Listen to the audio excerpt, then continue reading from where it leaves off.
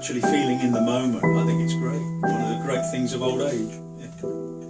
There's not a lot great about old age, but it does have its moments. It helps. Oh yeah. Absolutely. It's a lot better than being dead. I know it myself. It's got some good points. Not too many. Not too But we many, don't right? actually know what's, if there is anything on the other side, do we? Yes, we do. There are a lot of faiths and beliefs. Yes, we do. Well, we only know. No, if I put my hand in the fire and bring it out again, Yes. the experience, I know. Yes. Well, don't you accept that some people have had the experience and come back? Because you want to, with a little bit of research, David, this is what gets me, and it's quite natural, it's not a recrimination. Everybody, when you get into this subject, with very few exceptions, says, well, we don't know. Yeah. You've got the research. How can you research? There are hundreds of thousands of near-death experiences which have been recorded for decades. And all right, even accounting for some that are delusional, for some that are psychotic states, there are some that are absolutely undeniable. Well, my problem and I've is... been out, let me just finish, and equally, I've had ample proof by experience, not by reading books and belief systems. I've had ample experience myself that consciousness exists outside the body. So that when the body dies, your consciousness, the essence of David, goes on. I promise you. See, that's what I want to believe, and that makes me vulnerable. Because I want to believe it. Yeah, but no, don't believe it, David. I agree with you. I agree with you. Never mind belief. You only know when you know, and you only know when you have an experience of it. Now, if I tell you what, there's something right now, I've just been given it also by a friend of mine who's interested in all the same things I am. There's a YouTube film of a guy who's written a book called Proof of Heaven.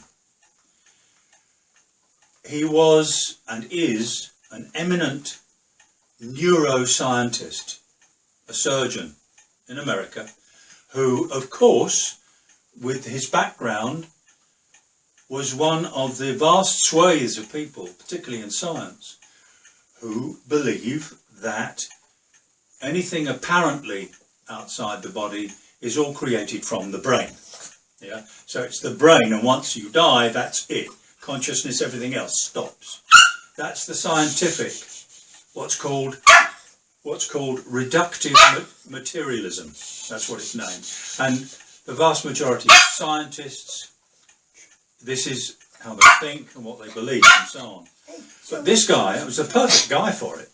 With this background, he had a very, very rare disease, spinal meningitis. And the particular kind he had, only about 1 in 10 million people get it. It's extremely rare. It sent him into a coma. The doctors who worked on him or attended to him gave him days to live.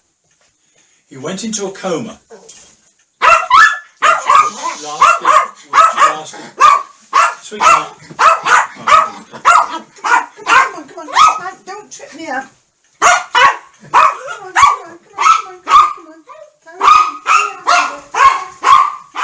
Yeah, he had spinal meningitis,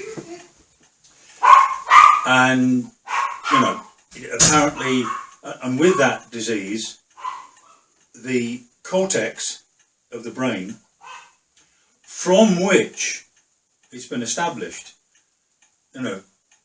that apparently is the seat of all kinds of decisions, a lot of our sensual appreciation of life and so on, was virtually 90% of it in his head was destroyed.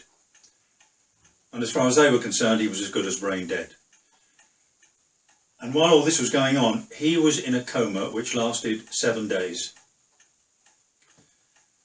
And during that 7 days, in effect, as far as he was concerned, he died. He left his body, and it is the talk that you can see on YouTube.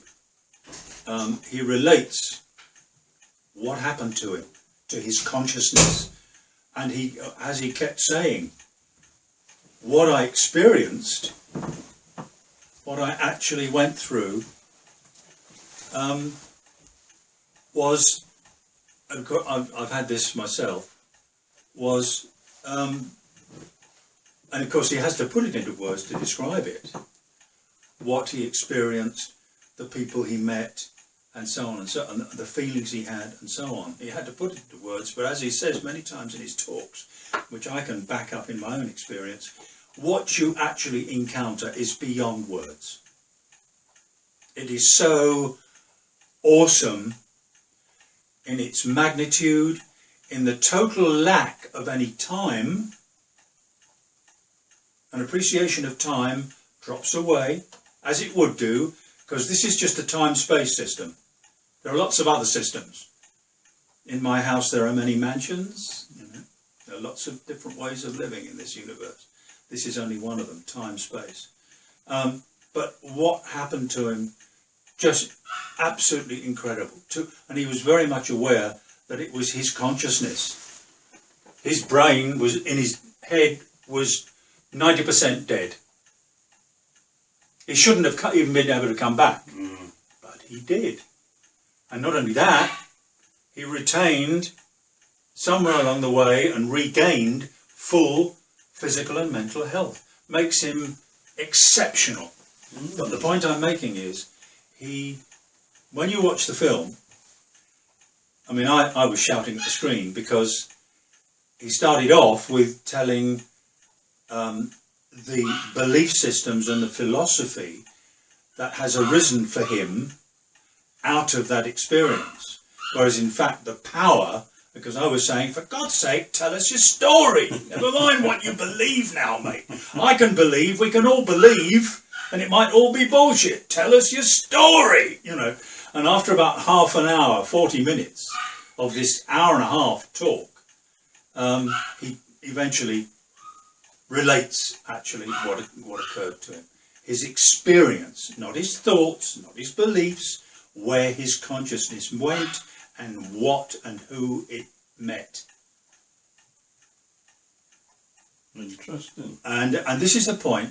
It's the difference between experiencing something and having to form, as we all do, having to form belief systems, which may or may not be true, but we have to form them to get through life.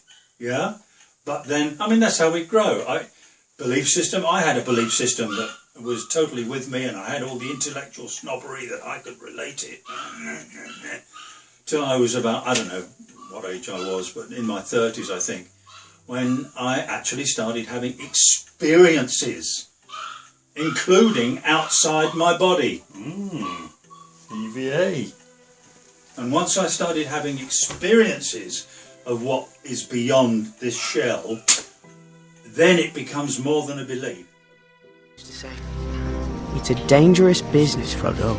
Going out your door, you step onto the road, and if you don't keep your feet, there's no knowing where you might be swept off to.